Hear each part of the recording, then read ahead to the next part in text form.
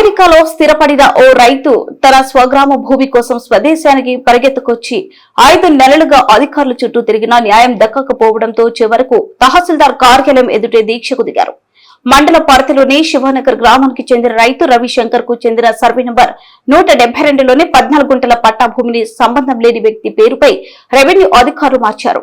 ఈ విషయం తెలుసుకున్న రవిశంకర్ అమెరికా నుంచి హుటాహుటిన స్వగ్రామానికి చేరుకుని గత 5 నెలలుగా రెవెన్యూ అధికారులను కలిసి తన భూమి హక్కుల కోసం పోరాడుతున్నారు. అయితే ఎవరూ తన సమస్యలు పట్టించుకోవడం లేదని ఆవేదన వ్యక్తం చేశారు. పలుమార్లు వినతి పత్రాలు ఇచ్చిన ఆధారాలు చూపించిన అధికారులు స్పందించలేదని ఆరోపించారు. ఈ నేపథ్యంలో శుక్రవారం చిన్నారం తహసీల్దార్ కార్యాలయం ఎదుట రైతు రవిశంకర్ ధర్నాకు దిగారు. నా భూమిని తిరిగి నా పేరుపై నమోదు చేసే వరకు ఇక్కడి నుంచి కదలేది లేదంటూ స్పష్టం చేశారు. మరోవైపు జూన్ మొదటి వారంతో తన అమెరికా గ్రీన్ కార్డు గడువు ముగియనుందని, తిరిగి వెళ్లాల్సిన పరిస్థితి ఉన్నప్పటికీ న్యాయం కోసం ఇక్కడే ఉండాల్సి వస్తుందని కన్నీటి పర్వంతమయ్యారు. రైతు చేస్తున్న దీక్షకు స్థానికులు, రైతు సంఘాల నాయకులు మద్దతు తెలుపుతున్నారు. రెవెన్యూ శాఖ నిర్లక్ష్యంపై మండిపడుతూ వెంటనే విచారణ జరిపి బాధిత రైతుకు న్యాయం చేయాలని డిమాండ్ చేస్తున్నారు.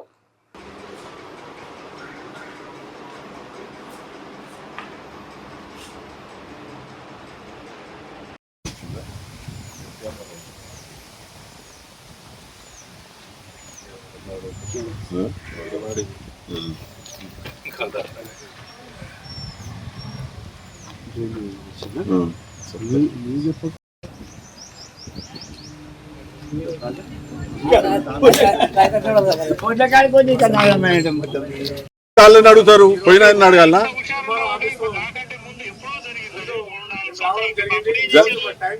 అప్పుడేం చేసినామంటే రైట్ ఒక్క నిమిషం. అప్పుడేం చేసినట్టుంది కదా, మీరు వచ్చేది ఎన్ని నెలలు అవుతున్నది?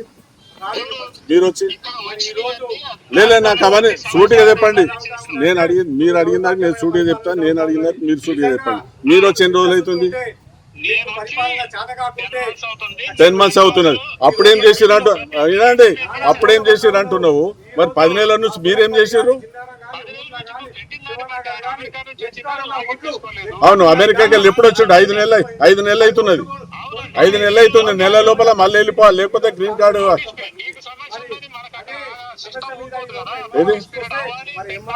అవునండి, తప్పెవరు చేశారు? నేను డిపార్ట్మెంట్ తప్పు చేసిందా, మేము తప్పు చేసినామా? మీరు ఏమంటారు? Blackmail? ఏం బ్లాక్ మెయిల్ చేసి ఏమన్నా పట్టాలు రాసి ఇమ్మంటున్నారా? వాయిలాల కాండో గడపోతాన కాండో ఏమన్నా రాసి ఇమ్మంటున్నారా? లేదు, మీరు తప్పు మాట్లాడుతారు. ఎంఆర్ఓ గారు మీరు తప్పు మాట్లాడుతారు. బ్లాక్ మెయిల్ అనేది జాగ్రత్త మాట్లాడండి, అర్థమైందా? చేయాలి.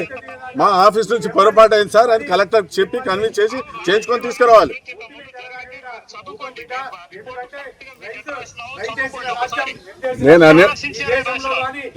నువ్వు ఎట్లా మరి అన్యాయం జరిగిందని రాసినావు కదా, అన్యాయం జరిగినప్పుడు ఎందుకు పరిష్కారం అయితే లేదు? మరి రాస్తే పోయి చెప్పండి. ఇప్పుడు ఆర్డీఓ కలెక్టర్ చెప్పండి, పరిస్థితి ఇది ఉన్నది. ఆయన యుఎస్ నాకు సమస్య ఏదైతే తప్పు జరిగిందో ఆడనే కూర్చుంటా నేను. నువ్వు ఆర్డీఓ దగ్గరనో కలెక్టర్ దగ్గరనో పోయి కూర్చోను, ఈడనే కూర్చుంటా. ఆయన ఏజ్ 82, రిటైర్డ్ ఎంఈఓ. ఆయనకి ఏదన్నా ఆయనకు సర్వ ఇబ్బందులు ఉన్నాయి హెల్త్ పరంగా.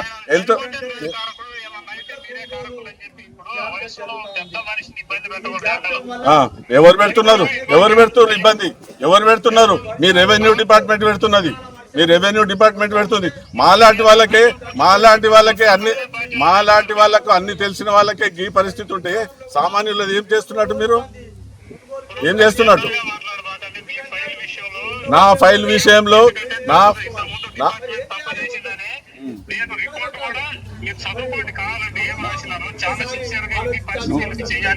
నువ్వు రిపోర్ట్ ఎంఆర్ఓ గారు నువ్వు రిపోర్టు ఎంత బ్రహ్మాండంగా రాసింది నాకు సంబంధం లేదు. నా పని అయిందా లేదా గది నాకు సంబంధం. అది మీరు చేసిన తప్పు.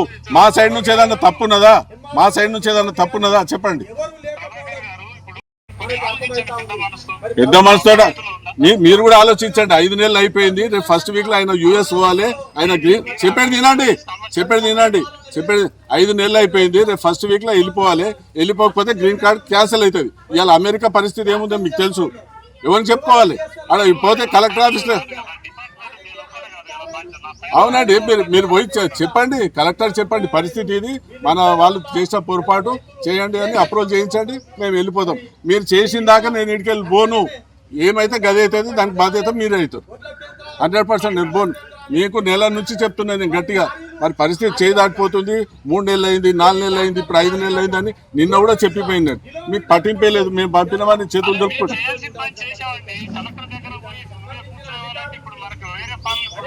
మాకన్నా టైం ఇస్తలేరు, మాకు టైం ఇస్తలేరు. నేను ఆయన ఎవరు, మన బాను సూపరింటెండెంట్, నిన్న పోతే ఏమంటుడు, మీది ఒక్కటే లేదు 150 ఫైళ్ళు భూభారతీలు ఉన్నాయి, మీ డిపార్ట్మెంట్ తప్పు. నా తప్ప మరి చెప్పండి. అంటే నిన్ను ఏమంటున్నా, ఎంఆర్ఓ తప్పు చేసిండని నేను అంటలేను, గతంలో జరిగింది, దాన్ని సరిదిద్దవలసిన బాధ్యత మీరు. ఉంటే చేయించండి, చెప్పండి. ఆయన రిటైర్డ్ ఎంఈఓ, 82 సంవత్సరాలు, 20 రోజులలో మళ్ళీ అమెరికా పోవాలి. ఆయన